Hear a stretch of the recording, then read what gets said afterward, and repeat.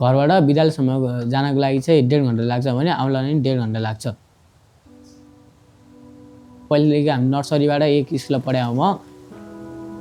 अहिले त हामी साथीहरू अरू छुट्टी विद्यालयमा गइसकेपछि हाम्रो खासै मिलमिलाप हुन्छ नि, भेट्ने काम अलिक भएन। तर पहिला सहरी 8 कक्षा 9 कक्षा पनि यहीँ पढ्न पाएको भए साथीहरू सँगसँगै भइन्थ्यो, पुरानो साथीहरू छोड्थेनन्,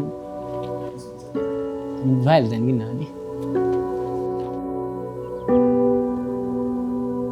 गाउँको बस्तीको मान्छेहरू पनि बेसी झर्ने र अन्य ठाउँको मान्छे पनि बेसी आउने गर्ने क्रम जारी रहेको हुँदा यहाँ चाहिँ बसोबास चाहिँ जनघनत्व बढ्दै गएको अवस्था र विद्यार्थी सङ्ख्या त्यसमा चाहिँ त्यसैले विद्यार्थी सङ्ख्या यहाँ वर्षै पछि चाहिँ बढी पोहोरभन्दा अहिलेभन्दा आएछ बढी नै विद्यार्थीहरू उपस्थित भइरहेको अवस्था छ र सानो ठाउँ हुनु, कक्षा कोठा सानो हुनुका कारणले चाहिँ बच्चाहरूलाई व्यवस्थापन गरेर पढाउन अलि असहज बनेको एउटा बाटो छ भने सर 8 कक्षा पहिला पास भएका विद्यार्थीहरू 3टै स्कुलमा विभाजन भएको छ।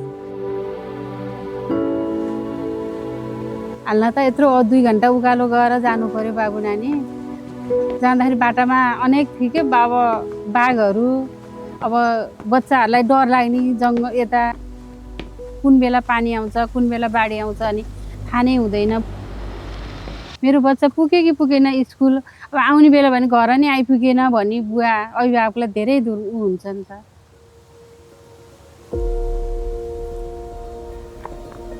घरदेखि विद्यालयसम्म चाहिँ हाम्रो अलिकति हुन्छ नि कच्चा बाटोहरू, त्यो मात्रै गाभिएको मात्र छ। अनि त्यहाँ चाहिँ पुल भयो,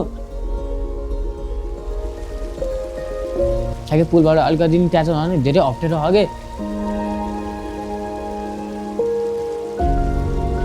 पहिले त्यो पानी धेरै पानी बगेर त्यहाँ पहिरो पनि गएको थियो।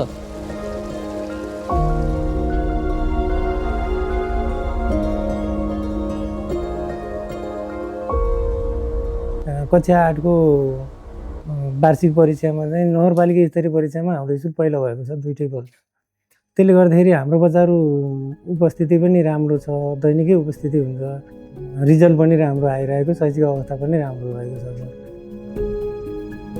हामीले अहिले यस विद्यालयलाई अपडेट गर्नुपर्छ, 9 10सम्म पढाउन सकियो भने कमसेकम यहाँका दलित जनजाति अल्पसङ्ख्यक चेपाङहरूको पनि बसोबास रहेको ठाउँ, सायद उनीहरूको भविष्य राम्रो हुन्थ्यो, यहाँको समाजको सुधार हुन्थ्यो होला भन्ने हाम्रो अपेक्षा हो सर।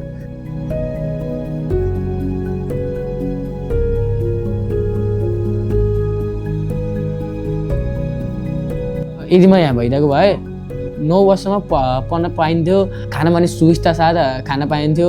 अनि यहाँ चाहिँ विद्यालय आउन पनि त्यस्तो हतार तरिकाले छिटो तरिकाले आउन पर्थेन, छिटो पुगिन्थ्यो, घरले आमा बुवाले सघाइन्थ्यो।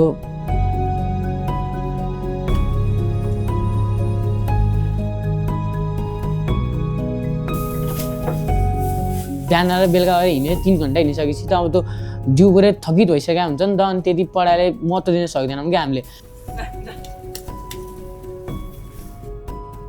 मेरा भाइ बहिनीहरूले चाहिँ यहीँ पढ्न पाए, यहीँ मावि पढ्न पायो भने चाहिँ हाम्रो साथीहरूले जस्तो गरेर दुःख भोग्नु पर्थेन।